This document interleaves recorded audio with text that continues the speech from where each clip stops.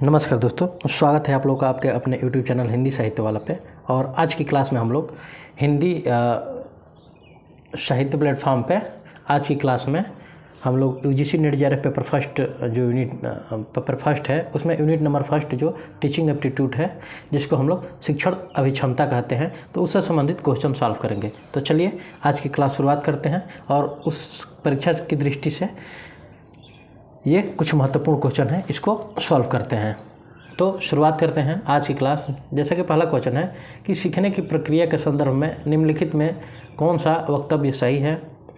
Option दे सकते हैं आप लोग।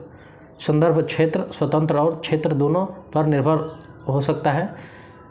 शिक्षार्थी हमेशा चिंतनशील प्रकृति में होते हैं। व्यवहारिक विचारों की कोई गुंजाइश नहीं है। और ऑप्शन नंबर डी है उपरोक्त में सभी। तो जो इसमें आपका ऑप्शन सही हो जाएगा वो हो जाएगा कि संदर्भ क्षेत्र स्वतंत्र और क्षेत्र दोनों पर निर्भर हो सकता है। तो आपका ऑप्शन नंबर यहाँ पे ए सही हो जाएगा पहला का। चलिए नेक्स्ट क्वेश्चन देखते हैं।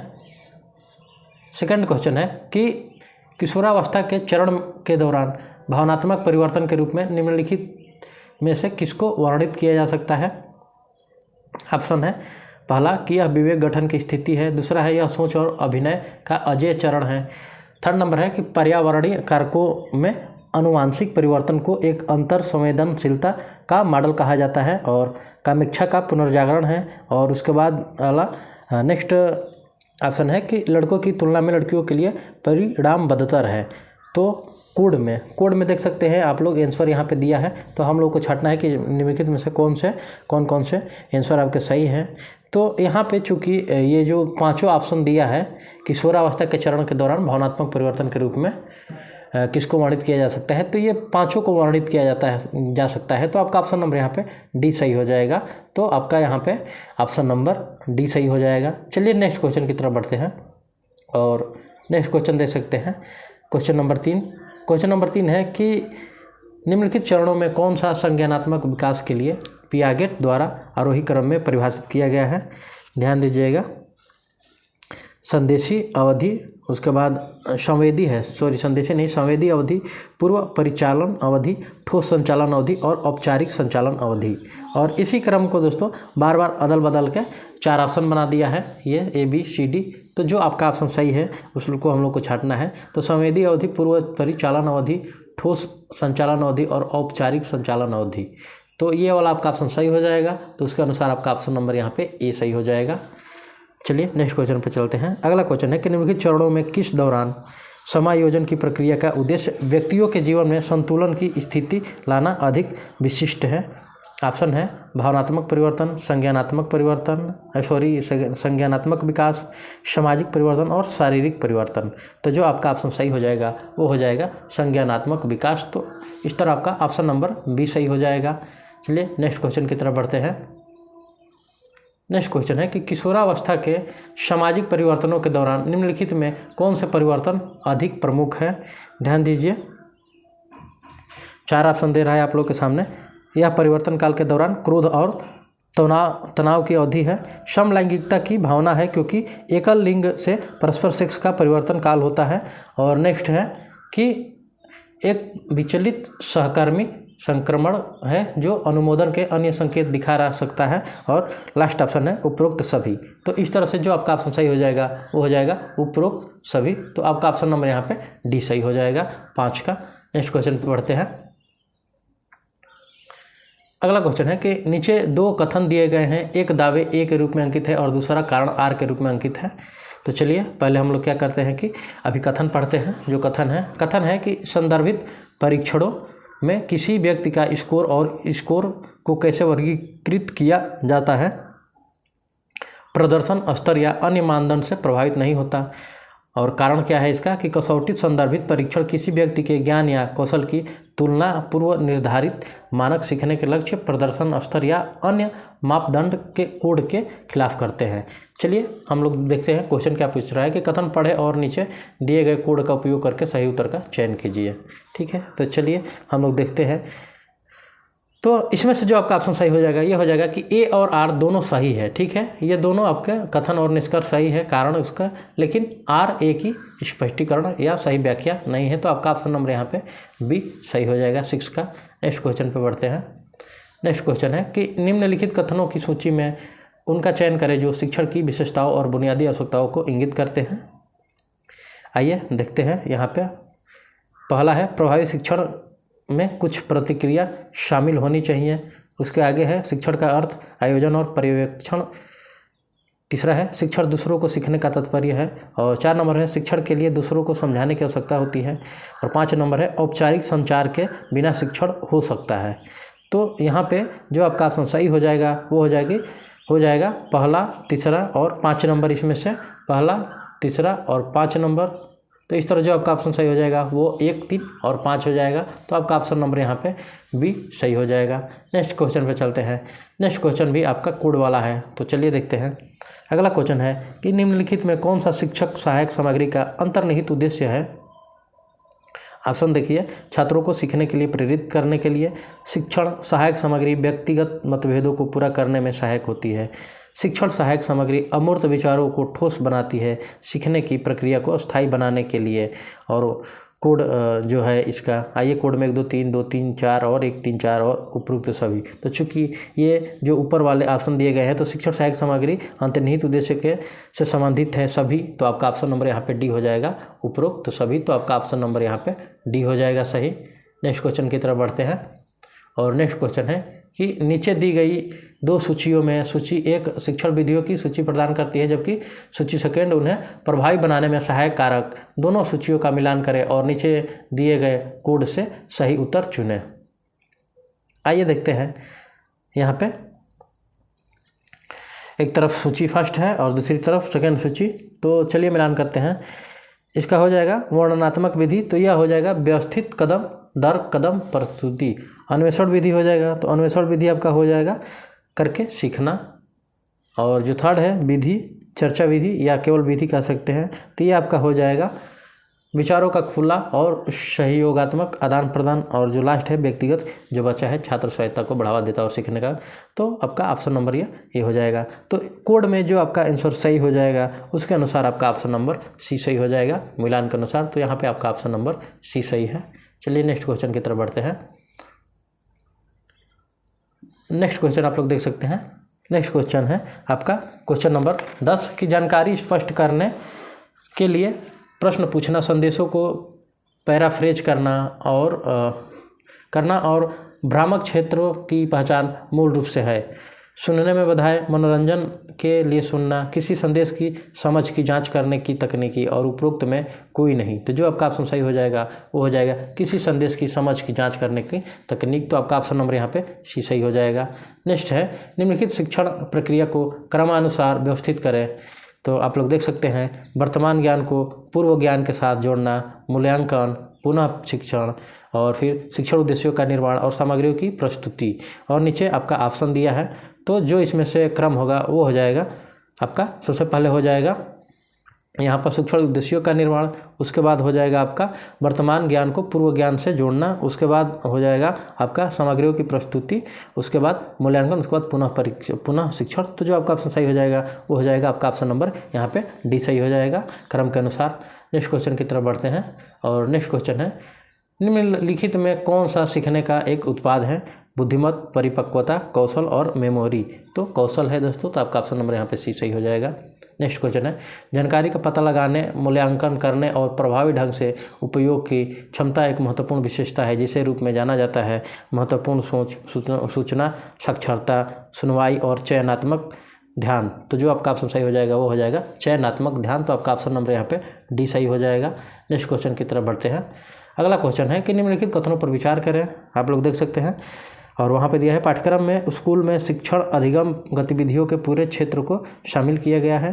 नेक्स्ट है पाठ्यक्रम परीक्षा पाठ्यक्रम के योग्य भागों के लिए प्रतिबंधित नहीं है। उपरोक्त में कौन सा कथन सही है। पहला 1, दूसरा 2 और तीसरा दिया है 1 2 दोनों और थर्ड मतलब डी नंबर दिया है उपरोक्त में कोई नहीं। तो यहाँ पे जो आपका ऑप्शन सही है वो केवल आपका ऑप्शन नंबर ए सही है कि पाठ्यक्रम में स्कूल के शिक्षण अधिगम गतिविधियों के पूरे क्षेत्र को शामिल करना। तो आपका ऑप्शन नंबर यहाँ पे केवल 1 सही है।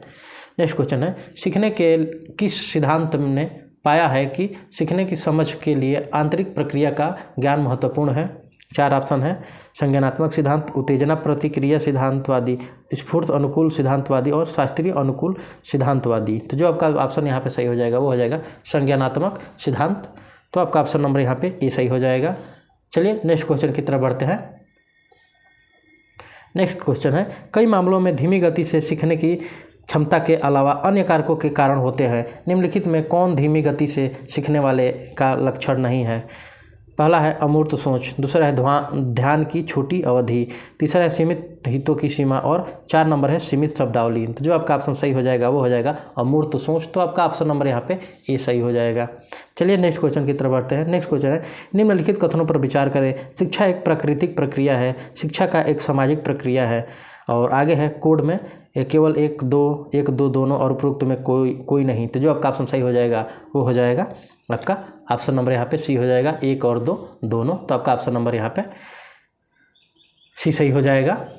नेक्स्ट क्वेश्चन पे बढ़ते हैं और नेक्स्ट क्वेश्चन है आपके सामने कि निम्नलिखित गतिविधियों में कौन सी प्रारंभिक मूल्यांकन की प्रकृति का संकेत देता है? आप लोग देख सकते हैं, एक प्रश्नोत्तरी परीक्षा आयोजित करना, दूसरा है यहाँ पे एक योग्यता परीक्षा आयोजित करना, 3rd नंबर है एक ग्रेडिंग प्रणाली में छात्र का मूल्यांकन, 4 नंबर है शिक्षण के दौरान प्रतिक्रिया प्रदान करना और 5 नंबर है कक्षा में अभिनव सोच के लिए छात्रों को प्रेरित करना। तो इस तरह से जो आपका ऑप्शन सही हो जाएगा। तो यहाँ पे एक प्रश्नोत्तरी परीक्षा आयोजित करना ऑप्शन 1 सही है, उसके बाद एक है शिक्षण के दौरान प्रतिक्रिया प्रदान करना 4 नंबर, और लास्ट जो है कक्षा में अभिनव सोच के लिए छात्रों को प्रेरित करना। तो 1, 4, 5। तो आपका ऑप्शन नंबर यहाँ पे सी सही हो जाएगा। नेक्स्ट क्वेश्चन की तरफ बढ़ते हैं और next question column A column B में है। तो चलिए देखते हैं, नीचे 2 कॉलम दिए गए हैं। कॉलम ए में शिक्षण के तरीकों को सूचीबद्ध किया गया है और कॉलम बी एक विधि के फोकस को सूचीबद्ध करता है। तो चलिए देखते हैं कॉलम ए और कॉलम बी।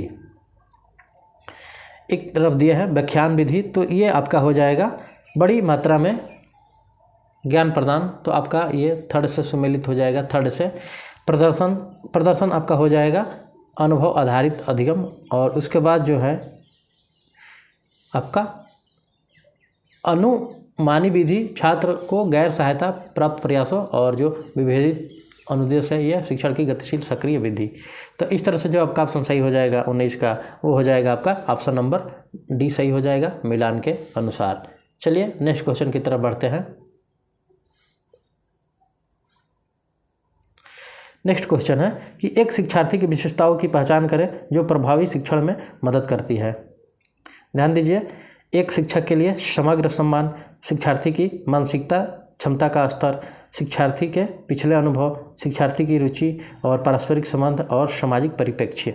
तो नीचे दिए गए विकल्पों का अपना उत्तर चुनना है। तो जो आपका ऑप्शन सही हो जाएगा वो हो जाएगा 2, 3, 4, 6। तो आपका यहाँ पे ऑप्शन नंबर डी सही हो जाएगा, 2, 3, 4 और 6। ठीक है। नेक्स्ट क्वेश्चन देखिए कि एक शिक्षार्थी विशेषताओं अगला है कि संवादात्मक बातचीत के लिए प्रासंगिक शिक्षण विधियों की पहचान करें। आइए कुछ शिक्षण विधियाँ दिए गए हैं उनकी पहचान किया जाए। औपचारिक व्याख्यान, समूह शिक्षण, शैक्षणिक और परियोजना के तरीके और समूह चर्चा। तो जो आपका ऑप्शन सही हो जाएगा वो हो जाएगा इसमें से शैक्षणिक, परियोजना के तरीके और फिर समूह चर्चा। तो आपका ऑप्शन नंबर यहाँ पे डी सही हो जाएगा मिलान के अनुसार। चलिए नेक्स्ट क्वेश्चन की तरफ बढ़ते हैं और नेक्स्ट क्वेश्चन है कि प्रभावी शिक्षण व्यवहारों में सूची उनकी पहचान करें जिन्हें महत्वपूर्ण व्यवहार कहा जाता है। तो आप लोग देख सकते हैं यहाँ पे दिया है सभी छात्रों को प्रत्यक्ष श्रव्य और मौखिक वितरण। आगे दे रहा है छात्रों को एक उत्तर के बारे में विस्तार से बताने के लिए प्रोत्साहित करना। फिर आगे है शिक्षार्थियों के साथ साथ गर्मजोशी संबंध, और फिर आगे है प्रस्तुत के अलग अलग तरीके, न्यूनतम वर्ग व्यवधान के साथ दुर्व्यवहार को रोकना और आयोजन उनका जो आने वाला है और सारांश उनका जो पहले चला गया है। तो नीचे दिए गए विकल्पों में अपना उत्तर चुनें। जो आपका ऑप्शन यहाँ पे सही हो जाएगा तो 1, 4, 5 हो जाएगा। तो यहाँ पे आपका ऑप्शन नंबर ए सही हो जाएगा। चलिए नेक्स्ट क्वेश्चन की तरफ बढ़ते हैं। नेक्स्ट क्वेश्चन है नीचे दी गई सूची से उन प्रश्नों की पहचान करें जिन्हें सामग्री आधारित प्रश्नों के बजाय प्रक्रिया कहा जाता है। चलिए देखते हैं अभिसरण प्रश्न, भिन्न प्रश्न, तथ्य आधारित प्रश्न, अवधारणा आधारित प्रश्न, मुक्त प्रश्न और बंद प्रश्न। तो जो इसमें से आपका ऑप्शन सही हो जाएगा उसको चुनना है। तो इसमें जो होगा भिन्न प्रश्न होगा, फिर उसके बाद तथ्य आधारित प्रश्न और उस अंत वाला होगा मुक्त प्रश्न। तो आपका ऑप्शन नंबर यहाँ पे 2, 3, 5, तो आपका ऑप्शन नंबर यहाँ पे डी सही हो जाएगा। ठीक है, चलिए नेक्स्ट क्वेश्चन की तरफ बढ़ते हैं। और आगे जो क्वेश्चन है वो है कि मूल्यांकन के निम्नलिखित प्रकारों में से कौन सा वयस्क चरण के दौरान अधिक लागू होता है। ध्यान दीजिएगा, शिक्षार्थी द्वारा एकत्र सबूत, साथियों, सुविधाकर्ताओं, विशेषज्ञ द्वारा मान्य, और दूसरा है यह मूल्य रूप से कसौटी संदर्भित है। तो जो आपका कोड में ऑप्शन दे रहा है तो कौन सा आपका ऑप्शन सही होगा, तो यहाँ पे ये दोनों आपके ऑप्शन सही होंगे। तो आपका ऑप्शन यहाँ पे सी सही हो जाएगा, 1 और 2 दोनों। अगला क्वेश्चन देखिए 25 नंबर कि निम्न कथनों पर विचार करें। एक समस्या की पहचान की गई है, दूसरा है छोटे समूह बनाए जाते हैं, और तीसरा दे रहा है कि सभी सदस्यों को समाधान खोजने और अपने विचारों को व्यक्त करने के लिए प्रोत्साहित किया जाता है, और 4 नंबर पर है किसी भी विचार की आलोचना नहीं की जाती है मगर विचारों को संशोधित किया जा सकता है। तो जो निम्न क्या दे रहा है क्वेश्चन यहाँ पे, ध्यान दीजिए यहाँ पे कि निम्नलिखित शिक्षण तकनीकों में किसको यहाँ पर संदर्भित किया जा रहा है। ध्यान दीजिए, बुद्धिशीलता, कार्य समूह, और सी नंबर है आपका जांच समूह, और डी नंबर है भूमिका निभाना। तो जो आपका ऑप्शन सही हो जाएगा वो हो जाएगा बुद्धिशीलता। तो आपका ऑप्शन नंबर यहाँ पे ए सही हो जाएगा। आगे बढ़ते हैं और नेक्स्ट क्वेश्चन देखते हैं। क्वेश्चन नंबर 26 क्या है कि माइक्रो टीचिंग एक तकनीक है जिसका उद्देश्य शिक्षक उम्मीदवारों को वास्तविक कक्षा सेटिंग के लिए तैयार करना है। निम्नलिखित में से कौन सा माइक्रो टीचिंग के चरणों का सही क्रम है। और आगे हम लोग देख सकते हैं ज्ञान अधिग्रहण चरण, कौशल अधिग्रहण चरण, स्थानांतरण चरण। कोड में आप लोग देख सकते हैं ऑप्शन दे रहा है 1, 2, 3, 1, 3, 2, 2, 1, 3, मतलब आगे पीछे करके तमाम आपका ऑप्शन बना दिया है। लेकिन जो चरण क्रम सही है वो जो दिया है यही आपका चरण सही भी है। तो आपका ऑप्शन नंबर यहाँ पे 1, 2 और 3 हो जाएगा। ठीक है, तो आपका ऑप्शन नंबर ए सही हो जाएगा 26 का। नेक्स्ट क्वेश्चन पे बढ़ते हैं। नेक्स्ट क्वेश्चन है कि निम्नलिखित कथनों की सूची में से उनका चयन करें जो प्रभावी शिक्षण की विशेषताओं और बुनियादी आवश्यकताओं को इंगित करते हैं। ऑप्शन देख सकते हैं आप लोग। शिक्षण प्रभावशीलता संचार पर निर्भर करता है। प्रभावी शिक्षण अपने छात्रों के साथ संबंध विकसित करने की क्षमता पर जोर देता है। एक प्रभावी शिक्षक विचारों का एक अच्छा विक्रेता होना चाहिए। प्रभावी शिक्षण हमेशा औपचारिक प्रकृति में होता है। और आगे है प्रभावी शिक्षक जो छात्रों को सीखने में मदद करने में सबसे ज़्यादा सफल होते हैं। नीचे दिए गए कोड से सही उत्तर चुनें। आप लोग ऑप्शन देख सकते हैं यहाँ पे 1, 2, 3, 5, फिर 1, 2, 3, 4 और 2, 3, 5 और 1, 2, 5 दिया है। तो जो आपका ऑप्शन सही हो जाएगा वो 1, 2 और 5। तो आपका ऑप्शन नंबर यहाँ पे डी सही हो जाएगा। तो 27 का आपका ऑप्शन नंबर यहाँ पे डी सही हो जाएगा। नेक्स्ट क्वेश्चन देख सकते हैं आप लोग कि सामग्री पेश करते समय निम्नलिखित में से किस पर शिक्षकों को विचार करना चाहिए। संरचना, संतुलन, प्रेरणा और उपरोक्त सभी। तो जो आपका ऑप्शन सही हो जाएगा इन तीनों पर विचार करना चाहिए। तो आपका ऑप्शन नंबर यहाँ पे डी हो जाएगा उपरोक्त सभी। नेक्स्ट क्वेश्चन है निम्नलिखित कथनों पर विचार करें। शैक्षिक संस्थान में पाठ्यक्रम शिक्षण अधिगम गतिविधियों के पूरे स्पेक्ट्रम को शामिल करता है और पाठ्यक्रम परीक्षा पाठ्यक्रम के योग्य भागों के लिए प्रतिबंधित नहीं है। तो उपरोक्त में कौन सा या क्या सच है। कोड में देखिए क्या दे रहा है उत्तर 1, 2 और 1, 2 दोनों, और उपरोक्त में कोई नहीं। तो जो आपका ऑप्शन सही हो जाएगा वो केवल 2 होगा। पाठ्यक्रम परीक्षा पाठ्यक्रम के योग्य भागों के लिए प्रतिबंधित नहीं है। तो आपका ऑप्शन नंबर यहाँ पे केवल 2 होगा। नेक्स्ट क्वेश्चन है कि शिक्षण महारत पर आधारित है। ध्यान दीजिए कि शिक्षण महारत पर आधारित है। वैचारिक ज्ञान की, शिक्षण कौशल की, निर्णय लेने के कौशल की और उपरोक्त सभी। तो जो आपका ऑप्शन सही हो जाएगा इन तीनों पर है। तो आपका ऑप्शन नंबर यहाँ पे डी हो जाएगा उपरोक्त सभी। अगला क्वेश्चन है कि कक्षा शिक्षण की निम्नलिखित गतिविधियों को तार्किक क्रम में व्यवस्थित करें। किए गए कार्यों का विश्लेषण, योजना और तैयारी, सामग्री की प्रस्तुति, संशोधन और सुधार। कोड क्या दे रहा है कि 2, 3, 1, 4 और 3, 2, 1, 4 और तमाम आगे पीछे करके दे दिया है यहाँ पे। तो जो आपका ऑप्शन सही हो जाएगा उसको हम लोग को देखना है तार्किक क्रम में। पहले हम आइए देखते हैं। पहले योजना और तैयारी रहेगा, उसके बाद आपका सामग्री की प्रस्तुति, उसके बाद किए गए कार्यों का विश्लेषण, उसके बाद संशोधन सुधार। तो इस तरह से जो आपका ऑप्शन सही हो जाएगा 2, 3, 1, 4, तो आपका ऑप्शन नंबर यहाँ पे ए सही हो जाएगा 31 का। 32 क्वेश्चन है कि सहज तरीके से सोचने में शिक्षार्थी आमतौर पर किसी व्यक्ति या वस्तु की एक विशेषता पर ध्यान केंद्रित करते हैं और उस एक विशेषता पर अपना ध्यान लगाते हैं, ना कि कई विशेषताओं पर विचार करते हैं। यह आधार पर यह कहलाता है तार्किक सोच, केंद्र से हटाना, केंद्रीय और उपरोक्त में से कोई नहीं। तो जो आपका ऑप्शन यहाँ पे सही हो जाएगा वो हो जाएगा केंद्रीयन। तो आपका ऑप्शन नंबर यहाँ पे केवल सी सही है और सी ही सही है। और चलिए अब नेक्स्ट क्वेश्चन की तरफ बढ़ते हैं। नेक्स्ट क्वेश्चन है कि निम्नलिखित शर्तों पर विचार करें। पहला है तार्किक सोच, दूसरा है महत्वपूर्ण सोच, तीसरा है वस्तुनिष्ठता, संशयवाद और संरक्षण। तो जो आपका ऑप्शन सही हो जाएगा इसमें से देखते हैं, शिक्षार्थियों में वैज्ञानिक दृष्टिकोण और वैज्ञानिक सोच के विकास के लिए उपरोक्त में किसकी आवश्यकता है। 2, 3 आगे देख सकते हैं आप लोग यहाँ पे। तो 2, 3, 4, 5, 1, 3, 4, 5, 1, 2, 3, 5 और 1, 2, 3, 4, 5। तो जो आपका ऑप्शन सही हो जाएगा वो 1, 2, 3, 4, 5 हो जाएगा। तो आपका ऑप्शन नंबर यहाँ पे डी सही हो जाएगा। ठीक है, चलिए नेक्स्ट क्वेश्चन को देखते हैं। नेक्स्ट क्वेश्चन है कि संज्ञानात्मक डोमेन शिक्षार्थियों की बौद्धिक क्षमताओं के विकास से संबंधित है जो विभिन्न स्तरों पर कार्य करता है। निम्नलिखित में से कौन सा स्तर शिक्षण और अनुदेशात्मक उद्देश्यों के ब्लूम के वर्गीकरण के अनुसार नई स्थिति में पहले से प्रयोग की गई सामग्री का उपयोग करने के बारे में है। ज्ञान, समझ, आवेदन और विश्लेषण। तो जो आपका ऑप्शन सही हो जाएगा वो हो जाएगा आवेदन। तो आपका ऑप्शन नंबर यहाँ पे सी सही हो जाएगा। नेक्स्ट क्वेश्चन की तरफ बढ़ते हैं। नेक्स्ट क्वेश्चन है कि सुदृढ़ीकरण किसी भी कारण द्वारा प्रदान किया जाता है जो इस संभावना को बढ़ाता है कि प्रतिक्रियाएं दोहराई जाएगी। निम्नलिखित में कौन सा सुदृढ़ीकरण के कारण हो सकता है या सकते हैं। ऑप्शन देख लीजिए आप लोग। स्तुति, टोकन पुरस्कार, केवल किसी कार्य में सफल होना और उपरोक्त सभी। चूँकि ये तीनों हैं तो आपका ऑप्शन नंबर जो होगा सही वो आपका ऑप्शन नंबर डी हो जाएगा यहाँ पे सही।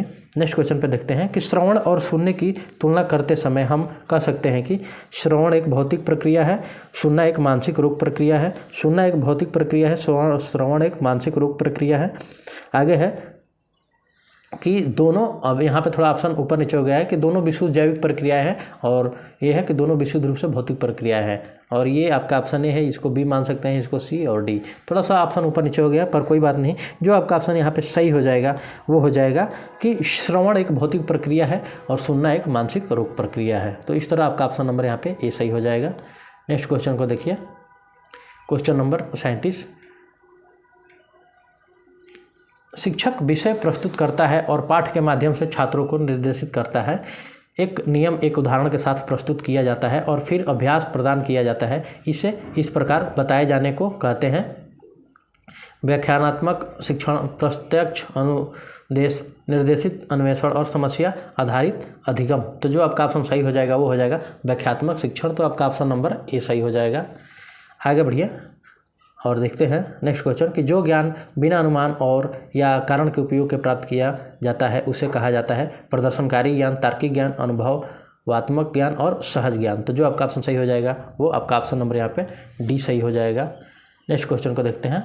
अगला क्वेश्चन है 39 नंबर कि अवधारणा मानचित्रण का उपयोग दृश्य तरीके से संबंधित जानकारी को व्यवस्थित करने के लिए किया जाता है। यह विषय मुख्य विचारों और समर्थन विवरण या प्रासंगिक पाठ्यक्रम सामग्री के बीच पदानुक्रमिक संबंधों को दर्शाता है। अवधारणा मानचित्र का इस्तेमाल किया जा सकता है। ध्यान दीजिएगा क्या दिया है आगे इसमें कि सीखने और मूल्यांकन उपकरण के लिए, केवल याद करने के लिए, केवल सीखने के लिए और केवल मूल्यांकन के लिए। तो जो आपका ऑप्शन सही हो जाएगा वो हो जाएगा सीखने और मूल्यांकन उपकरण दोनों के लिए। चलिए आगे बढ़ते हैं और नेक्स्ट क्वेश्चन पर देखते हैं। निम्नलिखित तकनीकों में से किसमें एक शिक्षक छात्रों को लचीले प्रश्नों का एक सेट प्रदान करता है और उन्हें अपने स्वयं सीखने पर प्रतिबंधित करने के लिए प्रेरित करता है। तो जो आपका ऑप्शन सही हो जाएगा चिंतनशील संकेत, स्व मूल्यांकन, समकक्ष मूल्यांकन और उपरोक्त में कोई नहीं। तो जो आपका ऑप्शन सही हो जाएगा वो हो जाएगा चिंतनशील संकेत। तो आपका ऑप्शन नंबर यहाँ पे ये ए होगा न कि 3। तो आपका ऑप्शन नंबर चिंतनशील, ऑप्शन नंबर ए सही हो जाएगा। नेक्स्ट क्वेश्चन है कि सुसंगत, ध्यान दीजिएगा, सुसंगत पाठ्यक्रम के बारे में निम्नलिखित में कौन सा कथन सही है। और देख लीजिए ऑप्शन, यह अच्छी तरह से व्यवस्थित और उद्देश्यपूर्ण रूप से सीखने को आसान बनाने के लिए डिजाइन किया गया है। यह शैक्षिक अंतराल और अनावश्यक पुनरावृत्ति से मुक्त है। यह पाठ्यक्रम विषय क्षेत्रों और ग्रेड के स्तर में पंक्तिबद्ध है। कोड आप लोग देख सकते हैं। तो इसमें से जो आपका ऑप्शन सही हो जाएगा कि सुसंगत पाठ्यक्रम के बारे में लिखित में कौन सा कथन सही है, ये तीनों है आपके, तो आपका ऑप्शन नंबर 1, 2 और 3 हो जाएगा। तो आपका ऑप्शन नंबर यहाँ पे डी सही हो जाएगा। नेक्स्ट क्वेश्चन पे बढ़ते हैं। नेक्स्ट क्वेश्चन है कि शिक्षण के लिए रचनात्मक दृष्टिकोण शिक्षा के सभी स्तरों पर अधिगम प्रक्रिया पर जोर दिया जा रहा है। निम्नलिखित तरीकों में से कौन सा मुख्य रूप से इस दृष्टिकोण पर आधारित है? देख सकते हैं आप लोग, व्याख्यान विधि, चर्चा, परियोजना विधि और उपरोक्त सभी, ये विधि है। तो जो आपका ऑप्शन सही हो जाएगा वो हो जाएगा व्याख्यान विधि। तो आपका ऑप्शन नंबर यहाँ पे ए सही हो जाएगा। नेक्स्ट क्वेश्चन पे बढ़ते हैं। अगला क्वेश्चन है कि निम्नलिखित में से कौन समस्या समाधान तकनीकी की मॉडलिंग करके छात्रों को अपने स्वयं के सीखने के प्रबंध में सहायता करता है? तो देख सकते हैं ड्रिल और अभ्यास, मानसिक मॉडलिंग, अन्वेषण, अधिगम और प्रत्यक्ष अनुदेश। तो जो आपका ऑप्शन सही हो जाएगा, आपका ऑप्शन नंबर बी सही हो जाएगा, मानसिक मॉडलिंग। तो आपका ऑप्शन नंबर यहाँ पे बी सही है। नेक्स्ट क्वेश्चन को देख सकते हैं। अगला क्वेश्चन है कि छात्र या व्यक्ति विभिन्न स्थितियों में प्रभावी ढंग से सामना करने की अपनी इच्छा बारे में विश्वास विकसित कर सकते हैं। इसे कहा जाता है या कहा जा सकता है, ऑप्शन है स्व प्रभावकारिता, स्व नियमन, अहंकार और आत्मविश्वास। तो जो आपका ऑप्शन सही हो जाएगा वो हो जाएगा स्व प्रभावकारिता। तो आपका ऑप्शन नंबर यहाँ पे ए सही हो जाएगा। चलिए नेक्स्ट क्वेश्चन की तरफ बढ़ते हैं। नेक्स्ट क्वेश्चन है आपका कि निम्नलिखित में से कौन सा शिक्षार्थियों की भावनात्मक बुद्धिमत्ता का सर्वश्रेष्ठ वर्णन करता है? पहला है अन्य लोगों और अपने स्वयं की भावनाओं को समझना। नेक्स्ट है भावनाओं की आक्रामक अभिव्यक्ति। उसके आगे है मनुष्य बस एक सूचना प्रोसेसर है, स्थिति के अनुसार स्व नियमन। और नेक्स्ट है रचनात्मक और आलोचना के लिए उन्मुक्त होना और सहानुभूति। तो जो आपका ऑप्शन यहाँ पे सही हो जाएगा, नीचे दिए गए विकल्पों में से अपना जवाब चुनें। तो आपका ऑप्शन नंबर यहाँ पे जो सही होगा वो हो जाएगा 1, 4 और 5 और 6। तो इस तरह से आपका ऑप्शन नंबर यहाँ पे ये सही हो जाएगा। ठीक है, चलिए नेक्स्ट क्वेश्चन को देखते हैं। नेक्स्ट क्वेश्चन है आपका निम्नलिखित में से कौन सी बीमारी अपरिवर्तनीय रूप से दिखाई देती है? प्रगतिशील मस्तिष्क विकार जो धीरे धीरे स्मृति और सोच कौशल को नष्ट कर देता है और अंततः सबसे सरल कार्यों को पूरा करने की क्षमता। तो अल्जाइमर डिसीज, डिसलेक्सिया, पार्किंसंस रोग और उपरोक्त में कोई नहीं। तो जो आपका ऑप्शन सही हो जाएगा वो हो जाएगा अल्जाइमर डिसीज। तो आपका ऑप्शन नंबर यहाँ पे ये सही हो जाएगा। नेक्स्ट क्वेश्चन है कौन सी बीमारियाँ निम्नलिखित समस्याओं को संदर्भित करती है? पहला है एक सीखने का विकार जिसमें वाक ध्वनियों की पहचान करने से होने वाली समस्याओं के कारण पढ़ने की कठिनाइयाँ होती है। दूसरा है यह सीखने से संबंधित है कि वे अक्षरों और शब्दों से संबंधित है जो डिकोडिंग है। यह मस्तिष्क उन क्षेत्रों को प्रभावित करता है जो भाषा को संसाधित करते हैं। तो विकल्प यहाँ पे दिया गया है अल्जाइमर रोग, डिसलेक्सिया, पार्किंसंस रोग और उपरोक्त में कोई नहीं। तो जो आपका ऑप्शन सही हो जाएगा, ध्यान दीजिएगा यहाँ पे, वो हो जाएगा डिसलेक्सिया। तो आपका ऑप्शन नंबर यहाँ पे बी सही हो जाएगा 47 का। नेक्स्ट क्वेश्चन है 48 कि बहुभाषी बुद्धिमत्ता का सिद्धांत मानव बुद्धि को विशिष्ट तौर तरीके में अलग करता है, न कि एक सामान्य क्षमता के प्रभुत्व रूप में देखने के बजाय। निम्नलिखित में किसने मल्टीपल इंटेलिजेंस के सिद्धांत को सामने रखा है? आप लोग देख सकते हैं Alfred Binet, L Thurstone, Charles Spearman और हार्वर्ड गार्डनर। तो जो आपका ऑप्शन सही हो जाएगा वो हो जाएगा हार्वर्ड गार्डनर। तो आपका ऑप्शन नंबर यहाँ पे डी सही हो जाएगा। आगे देख सकते हैं आप लोग निम्नलिखित में से कौन सा कथन समावेशी शिक्षण अवधारणा की व्याख्या करता है? तो देख सकते हैं आप लोग यहाँ पे ऑप्शन, शिक्षक प्रतिभाशाली छात्रों को सीखने की सुविधा प्रदान करता है, शिक्षक कमजोर छात्रों को सीखने की सुविधा प्रदान करता है, शिक्षक छात्र के माता पिता का समर्थन लेता है ताकि उन्हें सिखाना मुमकिन हो सके, और शिक्षक एक ही कक्षा में एक साथ अलग अलग पृष्ठभूमि के छात्रों को सिखाता है। तो जो आपका ऑप्शन सही हो जाएगा वो हो जाएगा कि शिक्षक एक ही कक्षा में एक साथ अलग अलग पृष्ठभूमि के छात्रों को सिखाता है।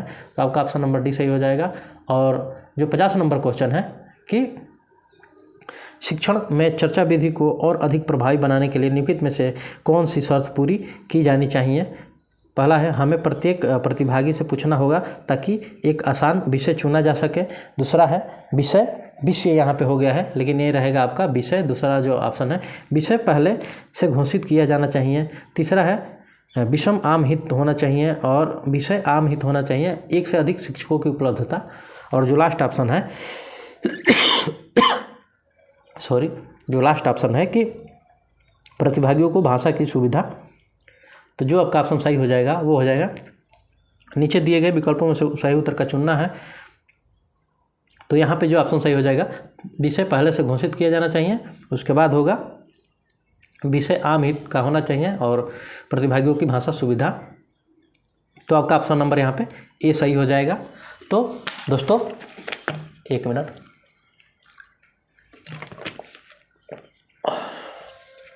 वो खांसी आने लगी थी। चलिए, तो ये आज रहा 50 क्वेश्चनों का एक महत्वपूर्ण कह सकते हैं कि संग्रह आज का क्वेश्चन में हम लोग का टीचिंग एप्टीट्यूड्स है। तो आप लोग को वीडियो कैसी लगती है हमें कमेंट बॉक्स में ज़रूर बताएं, और वीडियो अच्छी लगी तो चैनल को लाइक, सब्सक्राइब और शेयर जरूर करें, और अपने दोस्तों को भी इनवाइट कीजिए। समय बहुत कम बच गया है पेपर के लिए, तो हम लोग ऐसे ही रेगुलर बेस तौर पर अभ्यास करते रहेंगे पेपर का। तो आज के लिए इतना ही दोस्तों, धन्यवाद। मिलते हैं अगली क्लास में, तब तक के लिए बाय बाय।